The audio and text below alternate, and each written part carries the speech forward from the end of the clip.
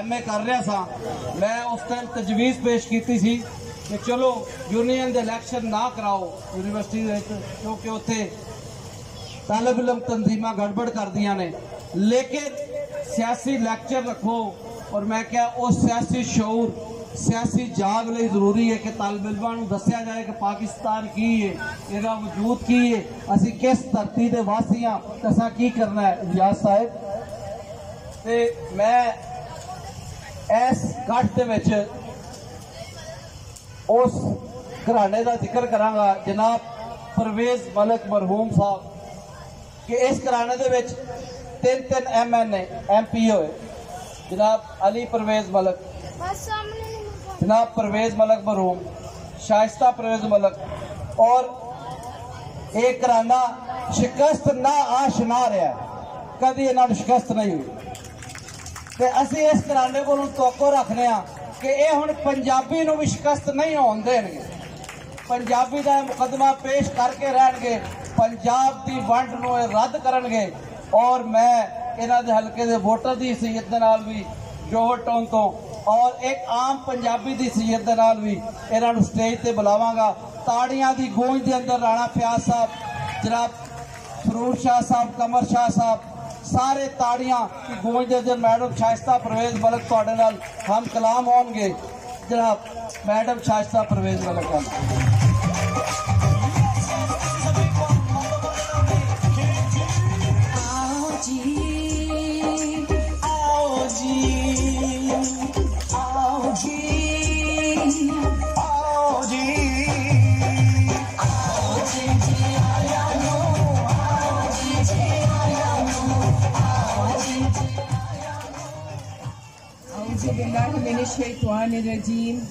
बिस्मिल्लाहिर्रहमानिर्रहीम।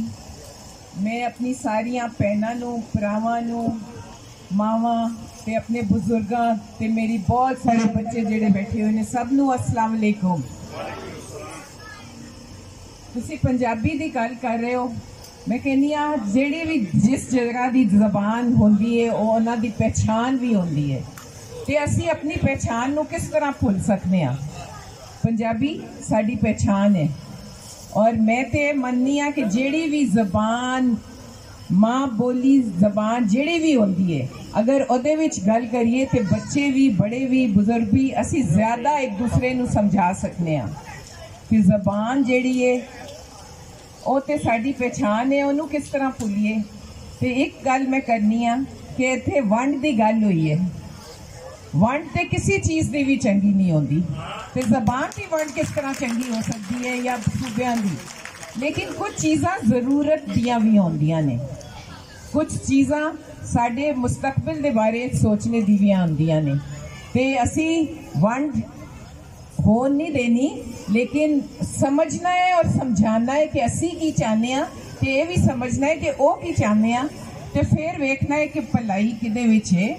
इसलिए किसी दी जबान एक हर जबान जिहड़ी है तुसी देखो सूफियां दी बुजुर्गां दी जबान होंदी है जिहड़े भी इलाके दी होंदी है, ते पंजाब दी जबान जिहड़ी है उत्ते प्यार मुहब्बत दी है। कहंदे ने ना जिन्हें लाहौर नहीं वेख्या उन्हें कुछ भी नहीं वेख्या। क्यों कहंदे ने? क्योंकि इत्थे दे लोग प्यार करन जानदे हैं, इत्थे दे लोग पंजाब दे एक दूसरे नूं प्यार करदे ने, समझदे ने। अज अगर मैं इत्थे पेशावर की गल ना करें तो बड़ी गलत गल होएगी। अज साडा सिर शर्म नाल भी अफसोस नाल भी दुखा नाल झुकिया पे है। अज 60 लोग उत्थे शहीद होए ने। ये फर्क जिहड़े ने इन्हां नूं मिटाना होएगा, अपने विच देखना होएगा कि साडे विच किहड़े दुश्मन पल रहे ने, कौन ने, किस तरह दे आपस विच कमज़ोर है थोड़ी मेरी अपनी डिफरेंसेस जो कहते हैं ना फर्क आपस में की है, उन्होंने ख़त्म करना पड़ेगा। तो अज इत्थे खलो के मैनू फख्र है कि मैं पंजाब की बेटी हाँ, मैं पंजाब की नुमाइंदगी कर रही हाँ, कि मैं पंजाबी हैगी हाँ। सानू चाहिए अपने घर अपने बच्चों नाल पंजाबी बोलीए ताकि वो समझ सकन कि उन्हां दी जबान की है। लेकिन सूबियां दी हर जगह की जबान दे नाल नाल एक पूरे मुल्क नूं इकट्ठा करन दी भी जबान होंदी है, सारी दुनिया होंदा है। तो अगर उर्दू नूं एक जबान असी क्या है कि वो सारे सूबियां नूं इकट्ठा कर तो ये भी कोई गल नहीं, लेकिन अपनी अपनी शनाख्त रख के, अपनी पहचान रख के, जो साड़ी पहचान है उन्होंने साथ लेके चलना चाहिए।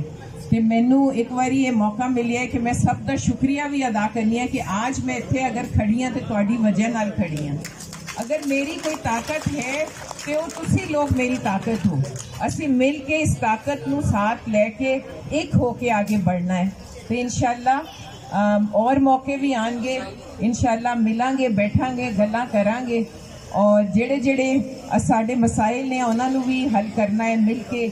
और इंशाल्लाह आने वाला वक्त साडा एक दूसरे नाल मिल बैठने का है तो साडियां हुकूमत इंशाल्लाह आएगी। तो तरक्की का सफ़र जेड़ा रुकिया सी उतों ही शुरू होएगा जिथों ख़त्म होया सी।